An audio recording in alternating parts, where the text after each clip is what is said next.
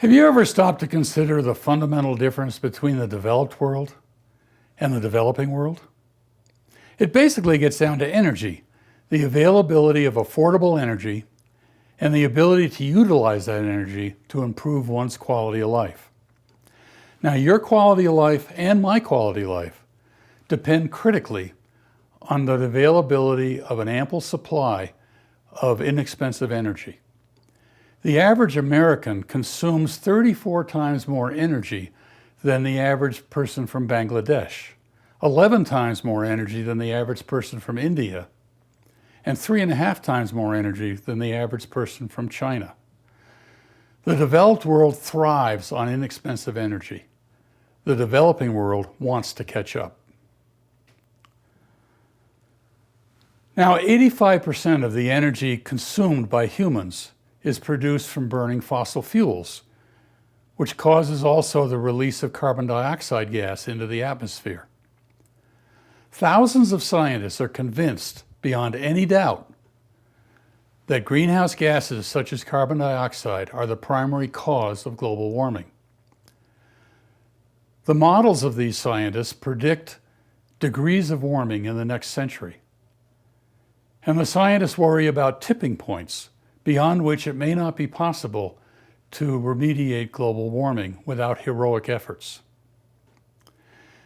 These scientists are genuinely concerned about the potential destruction of a livable Earth unless we reduce carbon dioxide emissions substantially and soon.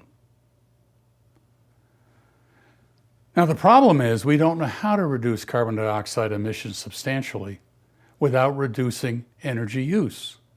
And yet we depend on increased amounts of energy in a developing world. We do not have any commercially proven process for removing large amounts of CO2 from our emissions. And any process would cost money. Now, a 1% increase in the cost of energy would have a substantial effect on your quality of life and on my quality of life. For this reason, many business leaders, economists, politicians, and many other people are genuinely concerned that reducing carbon dioxide emissions enough would destroy the economy. Now, this is a no-win situation. Do we choose to destroy the economy, or do we choose to destroy a livable Earth? Clearly, neither alternative is feasible. Both sides are arguing from the perspective of survival as they see it. This is why the climate change debates have been so bitter. Now, today, I'm the bearer of good news. It turns out there's been a subtle problem with the way we've calculated energy in the atmosphere associated with greenhouse gases. Many scientists would say today, come on, no way, we understand this in great detail. Unfortunately, we do not. We've argued about it for 2,500 years, and about 150 years ago, we made a fundamental assumption about energy in the atmosphere that turns out not to be correct. So today we need to look at what is thermal energy and how is thermal energy transmitted. Science has a history. We build on insights from the past. Sometimes those insights turn out to be incorrect. But one of the real benefits of the scientific method is that over time, it is self-correcting. Now, today I'll show you that the world did warm approximately 1 degree Fahrenheit between 1970 and 1998. I'll show you that this warming was caused by humans manufacturing chlorofluorocarbon gases. These gases have risen up into the stratosphere, and they've ended up depleting ozone as much as 50% in the Antarctic ozone hole, and lesser amounts at mid-latitudes. I'll show you that when ozone is depleted, the energy that reaches Earth is at least 48 times more energetic, at least 48 times hotter than the energy absorbed by greenhouse gases. The bottom line is there simply is not enough energy absorbed by greenhouse gases to have a major effect on global warming. We've already taken political action to reduce ozone depletion through the Montreal Protocol, effective in 1989. To take more political action now to reduce carbon dioxide gases in the atmosphere is unlikely to have any significant effect at all on global warming. These scientific conclusions are very different from those espoused by the vast majority of scientists today. Let's look at the evidence. This first slide shows the mean global surface temperature from 1945 to 2014. And then when you look at this, it's remarkable how flat the temperature was from 1945 to 1970. It then seems to increase, and then starting in 1998, it remains flat again. We can see this with a trend put on top of the data. Now, there are 4 different major analyses of mean surface global temperature, and if we put them all on the same slide, we can see that they all agree pretty much. And that is, again, that there is no apparent major increase in temperature from 1945 to 1970. From 1970 to 1998, there is a major increase. And from 1998 to present, there has not been a major change. Now, we often read in the newspaper or hear on the radio or whatever that this year is particularly hot, or the 10 hottest years in the last have occurred in the last decade. And in fact, the 10 warmest years on record are all since 1998. But these are all just different ways of looking at the temperature when the trend is basically the temperatures remain the constant, even though it's up some years and down other years. Now, when we look at this trend, we notice there are 3 areas shown with the red arrows here where the temperature seems to get cooler. And this is based on volcanic eruptions. It's well known that explosive volcanoes eject megatons of sulfur dioxide and water 10 to 15 miles up into the lower stratosphere, where they form a sulfuric acid aerosol that reflects, scatters, and diffuses sunlight, cooling Earth. The result of this is a net global cooling for about 3 years following major volcanic eruptions. So if we go back to the slide of the temperature data, we can see that the largest eruption in the last 100 years was Mount Pinatubo in 1991, and for a few years following that, the world cooled. El Chichon was the second largest in the last 100 years, similar effect, and Agung was the third largest during this period of time. So if we simply remove visually the effects of the volcanoes, we can see that the temperature did increase relatively constantly from 1970 to 1998. So mean global surface temperature since 1945 has a very distinctive trend.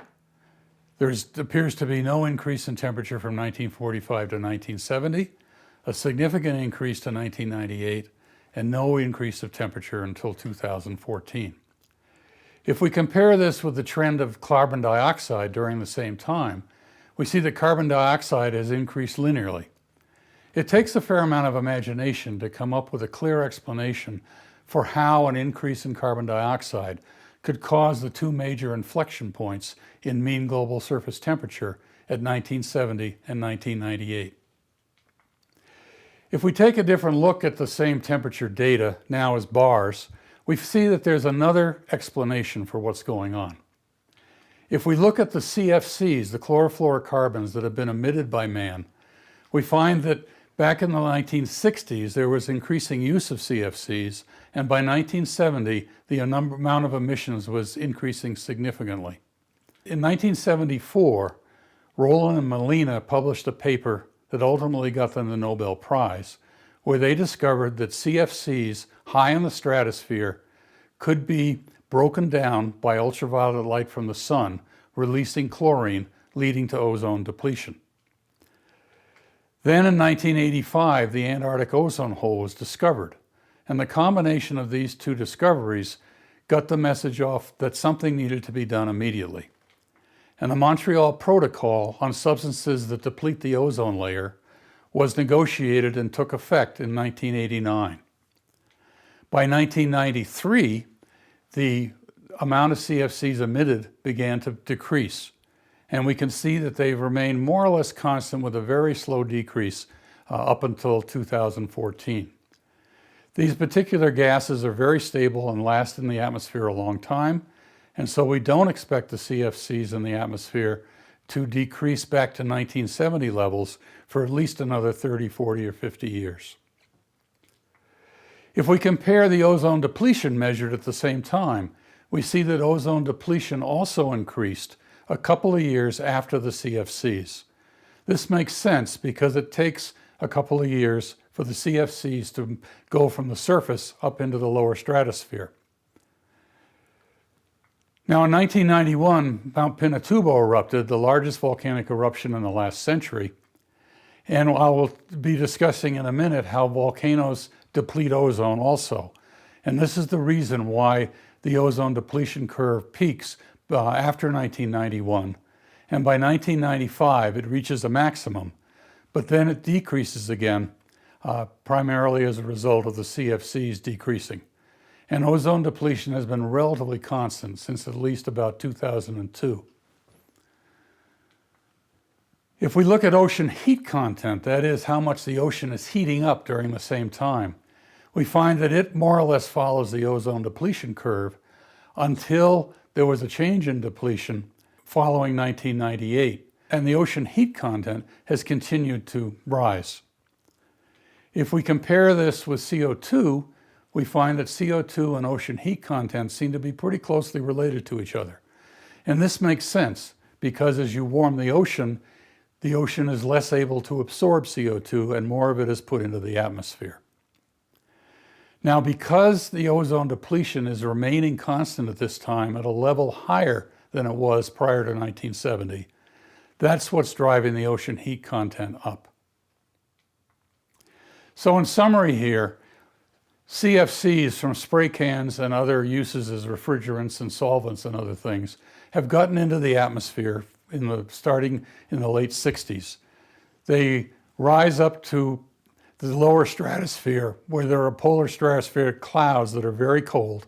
And within those clouds, the CFCs are broken down, relieving atoms of chlorine that can deplete the ozone layer.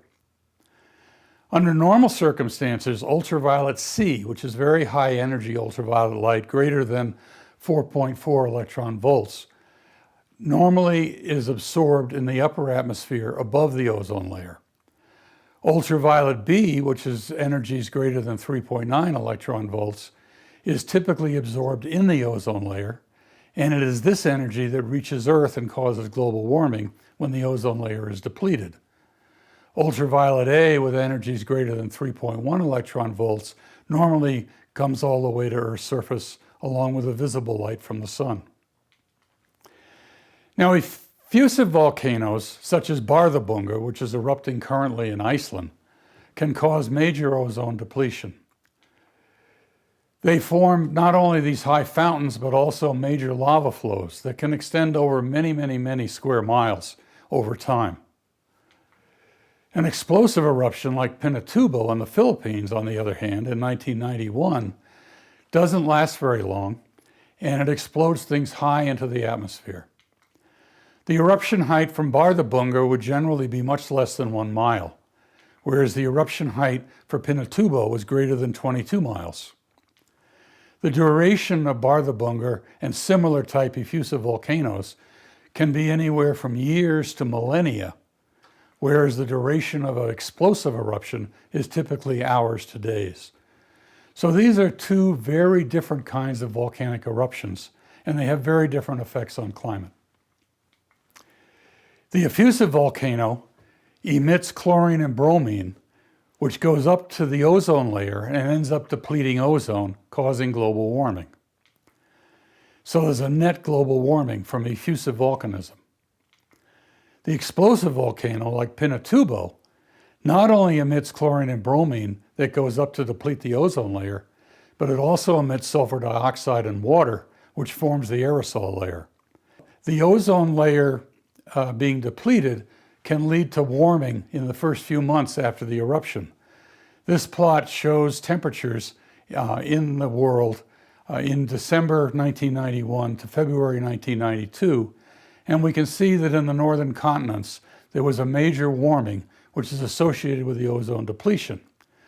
Meanwhile, the aerosol was growing bigger, and eventually the aerosol began to reflect sunlight much more effectively, and this caused net global cooling. So when we look over geologic time, we find a balance between global warming and global cooling. The plot on the left shows the last glaciation starting at 25,000 years ago, and the red shows the amount of volcanism that was active. And what we see is that during the period 11,750 years ago to 9,375 years ago, there was major volcanism, and it turned out it was in Iceland and it was relatively continuous. And the diffusive volcanism typical in Iceland, lasting for a couple of thousand years, can have the effect of warming the world out of the last ice age. On the right side, the plot shows the effect of the frequency of explosive volcanism. Here we've shown a modeled sea level based on the thermal effects of the eruption of Krakatoa and then the eruption of Agung, El Chichon, and Pinatubo. And what we can see is that when explosive volcanoes occur frequently, they can increment the world down into an ice age. So over geologic time, we have explosive volcanoes becoming frequent and causing ice ages, and effusive volcanoes becoming frequent and warming us out of ice ages.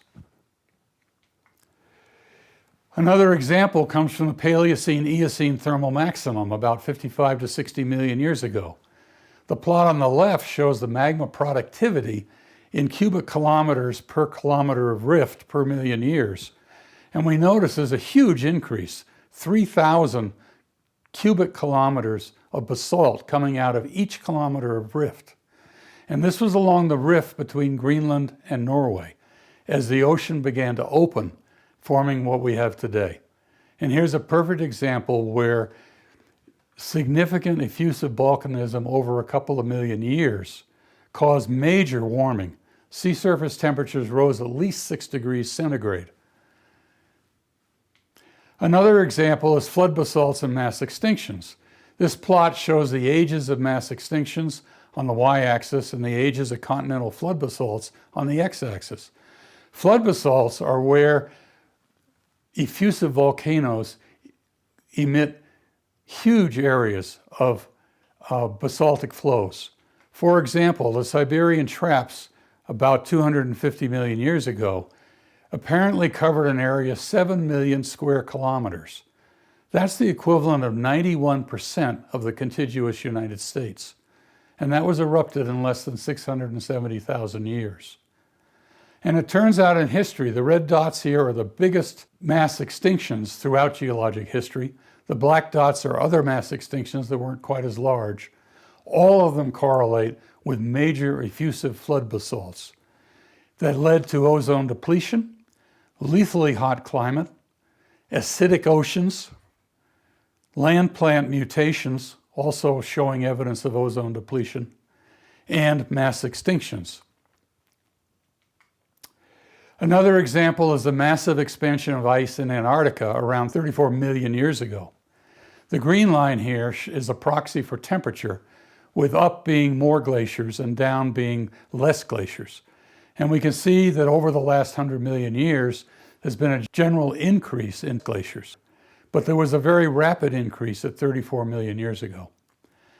The black line shows ocean crust productivity, the amount of ocean crust created from seafloor spreading. And again, we notice that 43 million years ago, there was a rapid increase in ocean crust productivity. If the ocean crust is being created faster, it also must be subducted faster, so that volcanoes, as we see, for example, today in the Aleutian Islands, would be much more active. The red line shows the cumulative number of major eruptions that I was able to document from many, many sources. And again, we see that starting about 40 million years ago, there has been a very rapid increase in the number of major explosive eruptions, which continues up until today. So all of these show that high frequency of explosive eruptions got us into the last ice age, and one of the precursors of the last ice age was getting Antarctica covered with glaciers about 34 million years ago. So in summary, under normal conditions, we find that UVC is typically keeping the atmosphere warm, UVB was typically warming the ozone layer, and UVA and sunlight was keeping the Earth warm. When we have spray cans and other sources of CFCs, that ends up depleting the ozone layer, allowing more UVB to reach the Earth's surface. Effusive volcanoes have the same effect, where the chlorine and bromine erupted from those volcanoes goes up and depletes the ozone layer, allowing more UVB to arrive at the surface of the Earth. And for explosive volcanoes, we not only deplete the ozone layer, but we also form an aerosol, which ends up causing net cooling. So what about greenhouse gases? We showed earlier that the mean global surface temperature showed these two inflection points, whereas carbon dioxide was just a general increase. If infrared radiation really heats CO2, we should be able to measure it in the laboratory. Take a vessel, fill it with CO2, irradiate it with infrared energy, put a thermometer in, and you should measure a temperature change. This is a very basic experiment, but it's only been documented in the scientific literature once. In 1900, Knut Angstrom, who was a fairly famous radiation physicist, tried this experiment in the laboratory, and he also tried in the Canary Islands measuring the effect between two mountaintops. And he came to the conclusion that infrared energy absorbed by CO2 does not seem to have much effect on the temperature of the CO2 gas, or the gas containing the CO2. Now, there's been a great deal of talk about and publications about the sensitivity of climate to a doubling of carbon dioxide. But in this case, it's not based on direct measurements. What they do is they assume that the warming observed was caused by the carbon dioxide. And then they try to relate that to how much carbon dioxide was necessary to do it. So again, the experiments showed that carbon dioxide does not show much warming, and that the sensitivity studies that we're putting together are based on a poor assumption. Now, science has a history. In 1859, John Tyndall measured the absorption by CO2. There's no question that CO2 gases absorb infrared energy, the kind of energy that's radiated from Earth. And Tyndall measured this very clearly. It's been studied today in great detail, and we understand it to many, many decimal places. In 1900, Knut Angstrom showed this had a little effect on temperature, as I just mentioned. And that ended up putting the kibosh on greenhouse gas theory around 1900. Most scientists went on to other things. They decided that it really couldn't have much effect on climate. In 1938, Guy Stewart Callendar resurrected the CO2 story. Callendar was a British steam engineer. He worked very hard, published many papers suggesting how greenhouse gases must cause warming. But he was not a physicist, and he did not question the concept as first put down by Tyndall. In fact, Callendar, in one brief sentence in his notebooks, dismissed the Angstrom experiment. In 1954, another physicist was involved, Gilbert Plass, but his effort was to write the first computer programs, putting the codes that have been developed in the 19th century into computer programs to be able to calculate climate models. He also did not question the physics of global warming. In 1965, Roger Revelle, an oceanographer, Wally Broker and Harmon Craig, two of the greatest geochemists of our era, and others, wrote an appendix to the President's Scientific Advisory Report that said the effects of CO2 may be sufficient to produce measurable and perhaps marked changes in climate. It was really beginning in 1965 that the public policy aspects of greenhouse gases began to be on the front burner. And then it was in 1988 that the Intergovernmental Panel on Climate Change was formed. And they've worked very hard over many years to produce many reports that show how the greenhouse gas theory all hangs together. And the most recent report, released November 5th, 2014, concludes that human influence on the climate system is clear, and recent anthropogenic emissions of greenhouse gas are the highest in history. Recent climate changes have had widespread impacts on human and natural systems. This report goes on in some detail to express the crisis we're in and how we need to move forward quickly. But no one was asking the critical questions during this whole process. How is matter held together? What is thermal energy? What is temperature in matter? What is temperature in air? What is the relationship between frequency, energy, and temperature in radiation? How much energy do greenhouse gases actually absorb? How is thermal energy actually transmitted?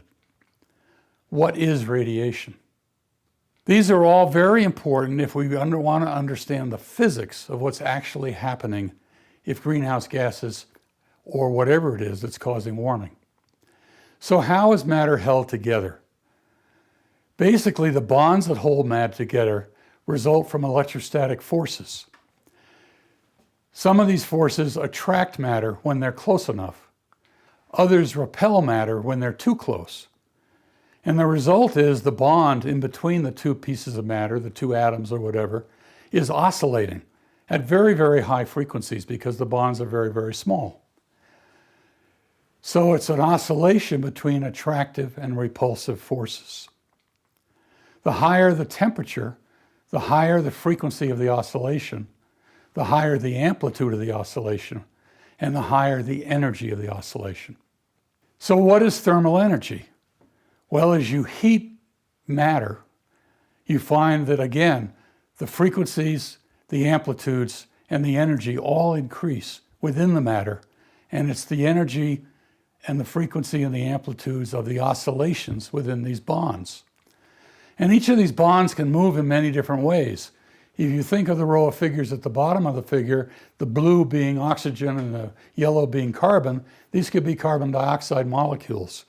And notice that the way the two oxygen molecules oscillate relative to the carbon molecule can be very different. And this leads to many different spectral lines of oscillation. So when you heat matter, you increase the frequency and amplitude and energy of these oscillations. So what is temperature in matter? Well, this graph shows the result of Planck's law, a law that Max Planck developed in 1900 empirically to try to describe the radiation observed to be radiated from bodies of different temperature. The green line shows the radiation from Earth at a temperature of about 288 degrees Kelvin. And we notice that there's a very broad range of frequencies that are emitted and that they follow a characteristic pattern in terms of amplitude or brightness of the radiation. The red line shows the same type of curve, but for the sun, which is much hotter, 5,770 degrees Kelvin.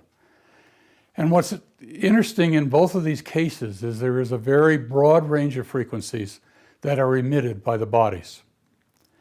Now, if we wanted to increase the temperature of Earth, we would need to increase the maximum frequency of that distribution and the amplitudes of all the frequencies. So the radiation from Earth does not contain high enough frequencies or amplitudes to warm Earth. Another way of saying that is a body of mass cannot warm itself. So no matter how efficiently the radiation from Earth is reflected back to Earth, it doesn't contain high enough frequencies or amplitudes in the spectral distribution to cause warming. So what is temperature in air? Well, if you warm air, you'd increase the mean translational velocity of all the molecules. They're all moving about very fast, and they're all, if it's a fairly dense air near Earth, they're colliding into each other all the time. But when you heat the air, it's simply things start moving faster. But radiant energy absorbed by CO2 simply increases the amplitude of the resonant oscillations of the molecule.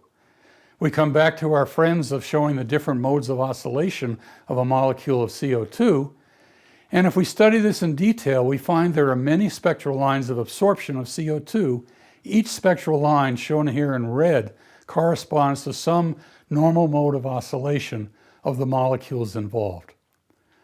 So CO2 absorbing radiation does not increase mean velocity. CO2 absorbing radiation does not heat the air directly.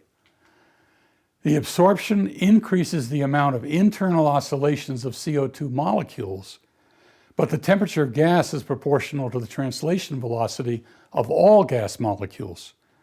Given there's only 400 parts per million CO2, there are a lot of other gas molecules, and the only way they can get the energy is if it's transferred during the collisions. But in either case, the amount of energy that can cause warming is distributed over so many things that it's just not going to have much effect in actually physically warming the gas. So what is the relationship between frequency, energy, and temperature for electromagnetic radiation?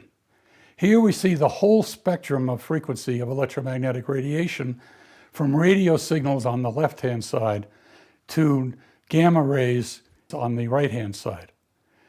The visible range in the middle is the world where we live. That's what's visible to us. But that's a small part of the main spectrum of electromagnetic radiation. Now, Planck said in 1900 that the energy in radiation is equal to the frequency times the Planck constant. And so what we see when we plot this out is that there's a huge range of energy from radio signals up to gamma rays over many, many, many orders of magnitude. And we know that this relationship between frequency and energy is in fact the case because we all observe it. Nuclear radiation is very high energy. I don't think anybody doubts that. The energy that can destroy cancer cells in X-rays is high energy. If you use very low dosage of X-ray, it can go through matter without having a major effect, and you can use that to make X-ray, to expose X-ray film.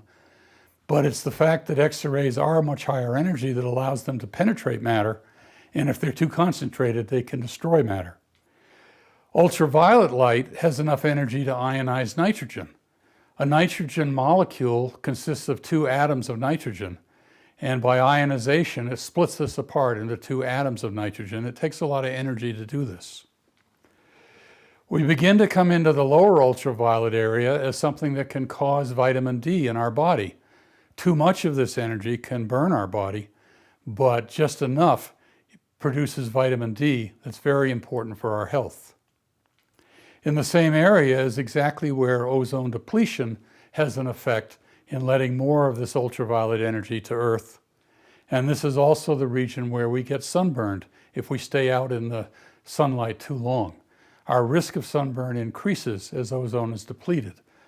And that's been something studied in some detail related to the Antarctic ozone hole. In the visible range, there's enough energy in light in electromagnetic radiation to cause photosynthesis, the growing of plants. Whereas in the infrared, you could take all the infrared available in the universe, you can't cause photosynthesis because it's lower energy. But down here in the infrared is where the greenhouse gases are. And so what we see here is there's a major difference in energy between the energy that reaches Earth as a result of ozone depletion and that which reaches Earth and is absorbed by greenhouse gases.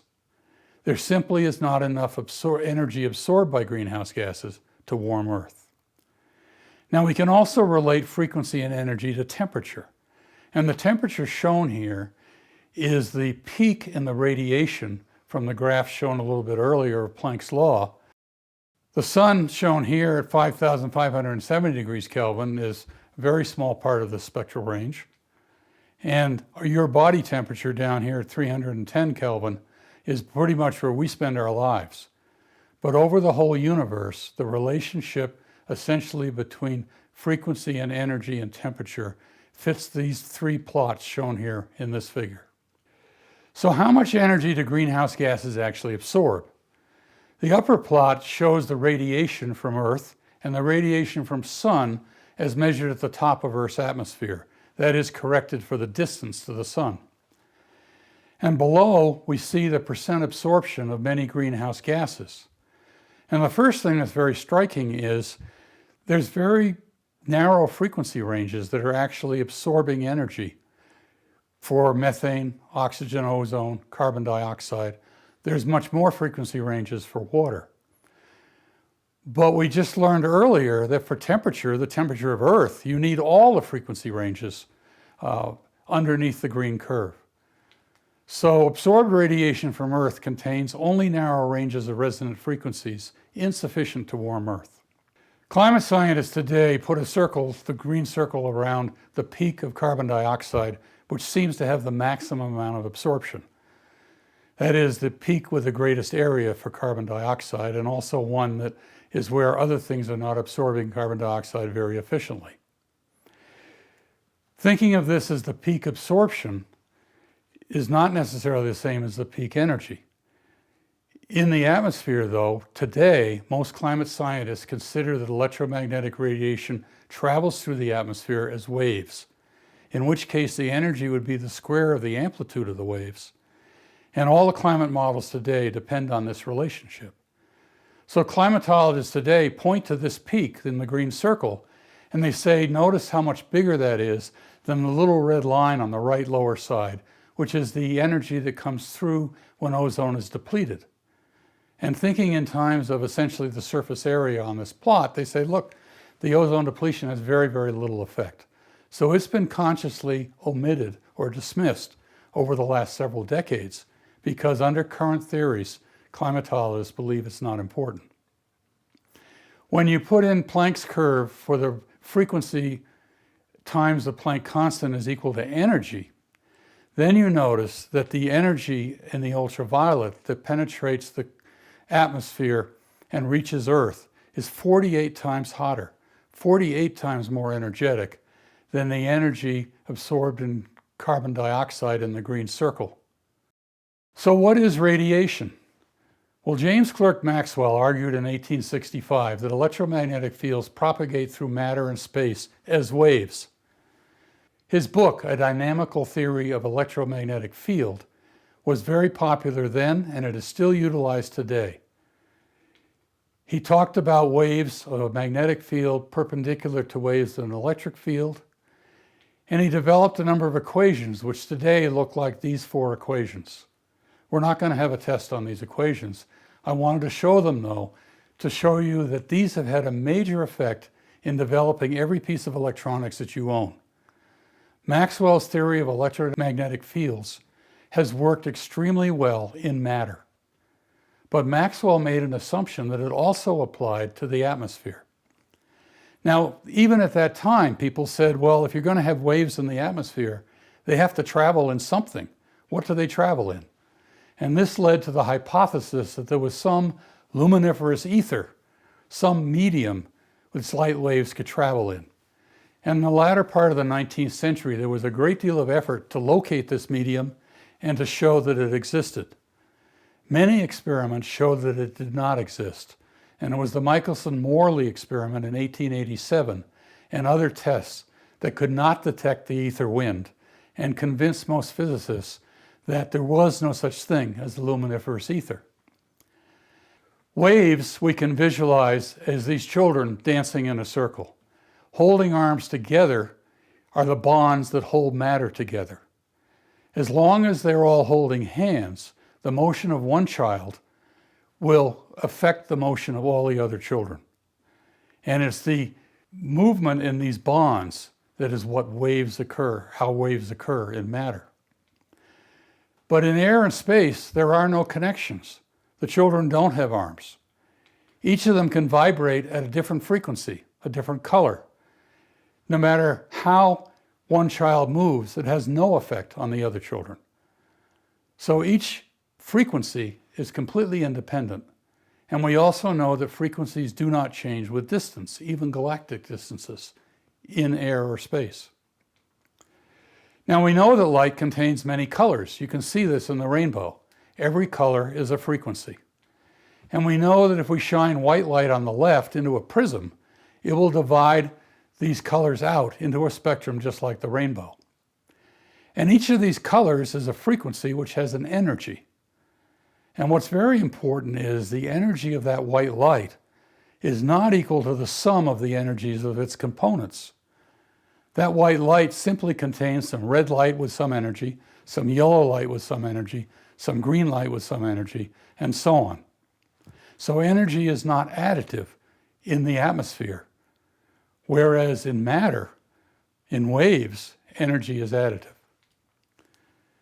Now, radiation contains a very broad band of frequencies. I hope you're now familiar with this graph. We've shown it a couple of times before.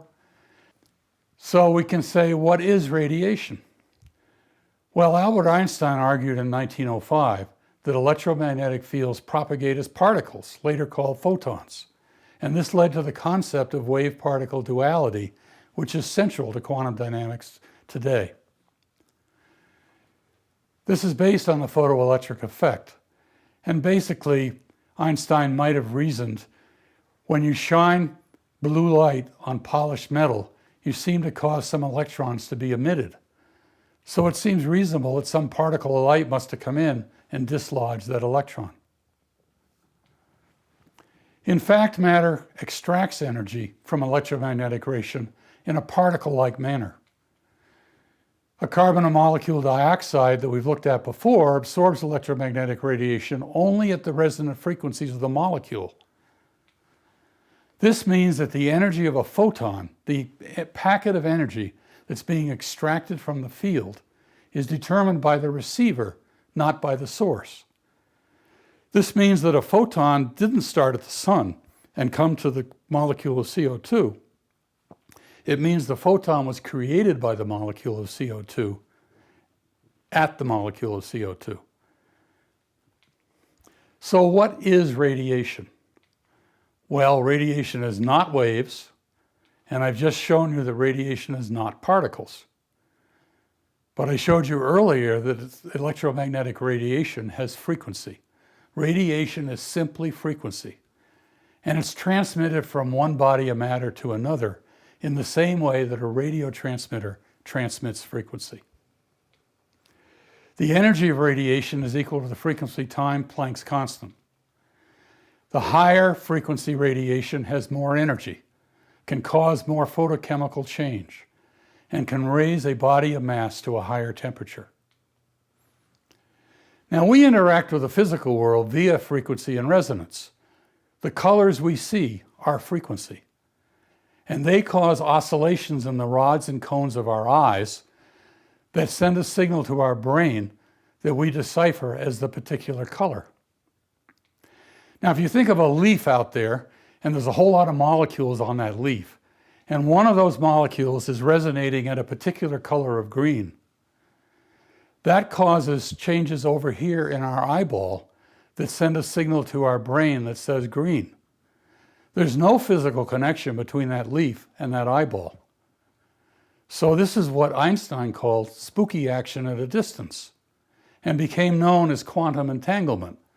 The fact that something over here could have an effect on something over there with nothing apparently traveling in between. Well, we know now that what's traveling in between is frequency. So quantum entanglement is something we all deal with every day. Everything we see, every molecule that we detect, it's the frequency radiated by that molecule that causes the change in our eyeball that allows us to see what we're seeing. This is also the way we relate to sounds.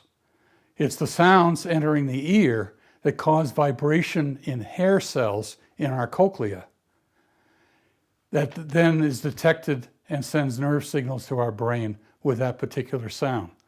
Now, these are much lower frequency than what we see, and the size of the receiver in the case of our eye is just a cell, whereas in the case of our ear is a whole hair.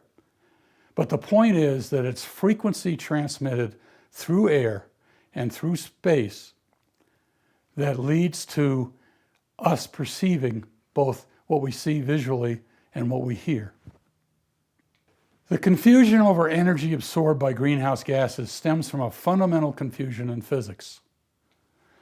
What is electromagnetic energy? Richard Feynman said back in 1963, it's important to realize that in physics today, we have no knowledge of what energy is. Now, Feynman was a fairly famous physicist, enough to have a postage stamp created after him. And he gave a very apt analogy in his lectures on physics about how we build equations based on blocks, like kids' blocks. But the difference is we don't know what energy is in each of those blocks. This has been described in some detail in an excellent book on energy by Jennifer Cooper-Smith. And the reality is that we've been mistaken about energy for a long time. Now, I've shown you that the forces holding matter together are electrostatic, that the thermal energy in matter is proportional to the frequency at which these bonds oscillate. I've shown you that the energy in electromagnetic radiation is proportional to the frequency of these oscillations on the surface of radiating matter. Yet quantum mechanics thinks of energy as traveling in waves or particles, wave-particle duality. Particle physicists think of energy as kinetic, the velocity of particles. The standard model of particle physics thinks of radiation as photons, force carriers, gauge bosons.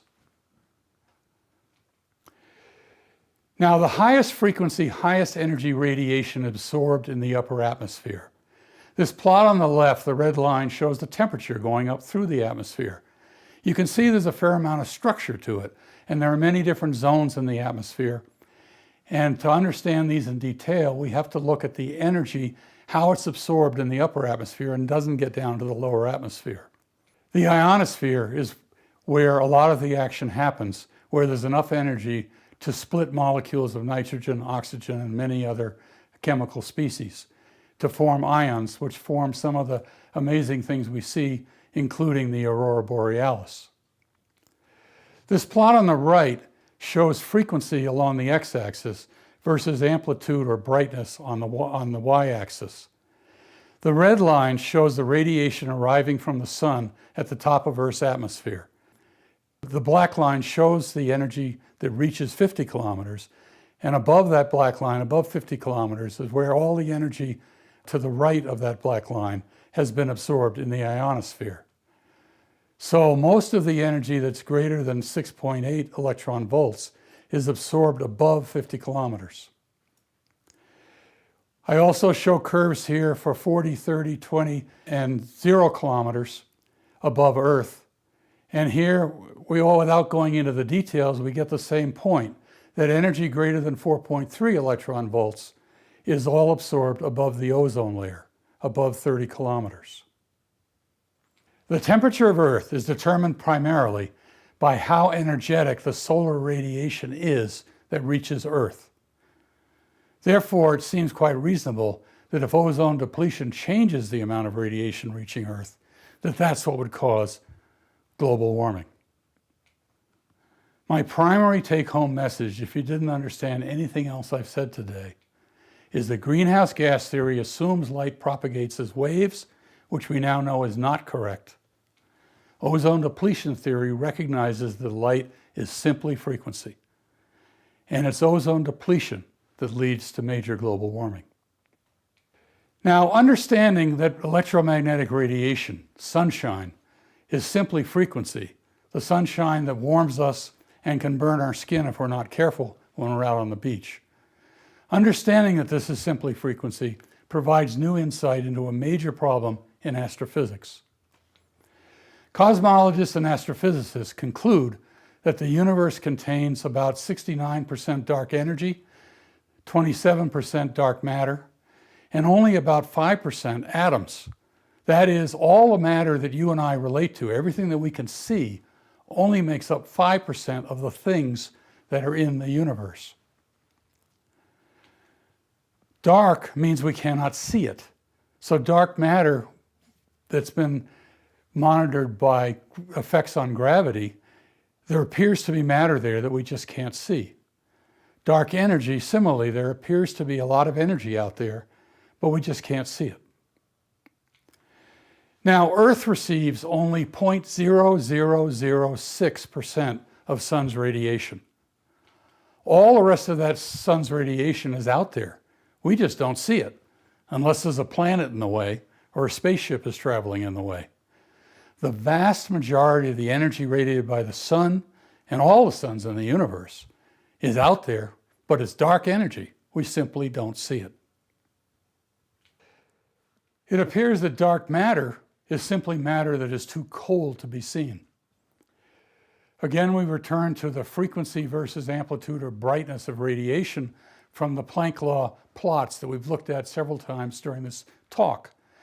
And you notice the blue curve at the lower left is for temperature of a body. It's the radiation emitted by a body that is at 2.7 degrees Kelvin. That's very close to absolute zero. That's very, very cold. Now, X-rays are able to penetrate matter, and we don't see the matter unless we try to record the penetration on the other side. X-rays also can damage matter, but they don't interact with matter.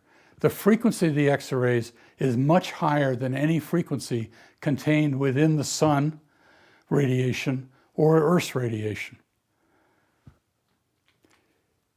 On the other hand, if we think of solar radiation, it can warm the Earth, and the frequencies are much closer to the frequencies radiated by Earth. And in fact, by the time you get the sun's radiation to Earth, that is the major energy that's there, is basically very near to the frequencies that Earth is radiating. So there's a close relationship. But you notice over here that the blue curve is at least 10 orders of magnitude lower in amplitude and brightness, and that none of the frequencies to the right of it will interact with the matter that's there. Now, a few years ago, the European Space Agency produced the Planck Observatory, an observatory in space that was specifically designed to measure the area shown here in the blue shading. And what they saw was something that's now been called the cosmic microwave background. And I would argue that the cosmic microwave background is simply a map of dark matter. It's the matter that's radiating in the microwave field. And in fact, they calculated that the temperature of the bodies radiating this background is 2.72548, plus or minus a very small number.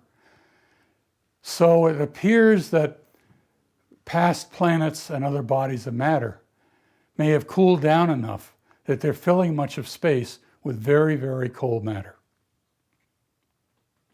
In conclusion, recognizing that electromagnetic radiation, light, is thermal energy, is frequency, helps us understand the physics of how ozone depletion causes climate change. And it gives us new insight into physics. CFCs caused ozone depletion since the 1960s. Greenhouse gas theory assumes radiation travels as waves in space and is therefore incorrect. Reducing greenhouse gas emissions will have no significant effect on global temperatures. The temperature of Earth's surface is determined by how much solar energy reaches Earth. Changes in the temperature of Earth is determined by changes in how much solar energy reaches Earth. Volcanoes have caused ozone depletion throughout geologic time. And I showed you that many of the mass extinctions were related to times when effusive volcanism covered a large region over many hundreds of thousands of years. So what are we going to do when the next major flood basalt begins erupting, or when the rate of major explosive volcanoes accelerates? On average, the big flood basalts only come once every 22 million years, so this may not be something we need to worry about right away. But it is interesting as an implication when you're trying to get to sleep at night to think about, well, what are we going to do if volcanism changes significantly on Earth? Because we know from the geologic record that that caused major changes in climate. You can get much more information about everything I've said in this talk at ozonedepletiontheory.info. If you print out this website, it's the equivalent of a book, and I've gone into great detail to explain all of the different aspects with references that led to the conclusions that I've discussed in this talk. I invite you to go to ozonedepletiontheory.info. I've shown you today that ozone depletion due to chlorofluorocarbon gases caused warming from 1970 to 1998. I've shown you the reduction of ozone depletion as a result of the Montreal Protocol has led to world temperatures being more or less constant since 1998. I've shown you that ozone depletion and aerosols formed by volcanic eruptions appear to explain climate change throughout all of geologic time. Ozone depletion allows the highest energy solar radiation in the lower stratosphere to reach Earth, causing the lower stratosphere to be cooled and Earth to be warmed. I've shown that greenhouse gas theory is not correct because energy in radiation is a function of frequency, not amplitude or bandwidth as commonly assumed. Scientists who have been convinced for decades that global warming is caused by greenhouse gases may find these new observations difficult to understand at first. But I'm willing to bet that when they understand ozone depletion theory, they'll find that it will explain their data much more clearly and much more directly than greenhouse gas theory. The climate debates have been bitter, but now it's important that we move forward together. It's important that we continue to reduce ozone depleting substances in the atmosphere through the Montreal Protocol. It's important that we continue to reduce pollution, especially in China and India, for the health of their citizens and for the health of other people living downwind, including those living on the west coast of the United States. We need to minimize energy waste. We need to keep the cost of energy minimal. And we need to develop renewable resources that'll help extend the lives of fossil fuels. Renewable resources can be especially effective in developing countries because generally they do not depend on a national infrastructure. Earth's climate has not yet reached thermal equilibrium as a result of the warming that began in 1970. We will need to adapt to a warming world, but we do not need to worry about degrees of warming or tipping points within our lifetime. And let's remember that while science seeks precise understanding of nature, science is done by human beings, and all human beings are not perfect. But one of the advantages of the scientific method is that over time, it's self-correcting. And science generally provides the most logical and the most reliable ways to inform public policy. Thank you.